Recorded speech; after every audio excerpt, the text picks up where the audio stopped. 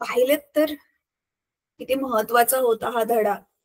त्या आसपास ऑलरेडी हे सगळे बदल घडतात आहेत.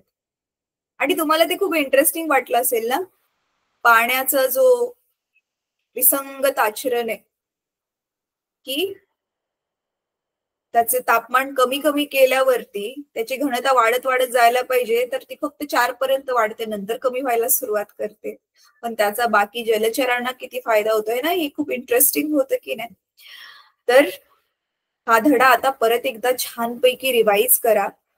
सगळ्यात महत्वाचं, जे काही काही नवीन टॉपिक्स आहेत जे तुम्ही अजिबात आधी नावं पण ज्याची ऐकलेली नाहीयेत, जसं पदार्थाचा विशिष्ट उष्मा वगैरे काय असतो, त्याच्यानंतर कॅलरी मापी कशी काम करते, उष्णता जी पदार्थ शोषून घेतोय ती कशी काढायची, ह्याची गणित वगैरे हे सगळं व्यवस्थित गोथ्रू करा. ठीक आहे.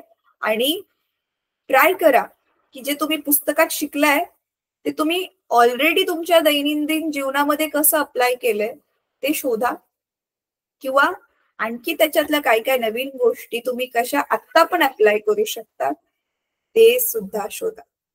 ठीक आहे. तर आता तुम्हाला किती समजलंय हे पडताळण्यासाठी जी आपली टेस्ट आहे ती टेस्ट सुद्धा नक्की नक्की द्या, म्हणजे तुम्हाला तुमच्या चुका समजतील आणि तुम्ही अजून इम्प्रूव्ह करू शकाल.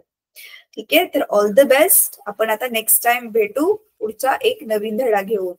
तोपर्यंत बाय सगळ्यांना, काळजी घ्या.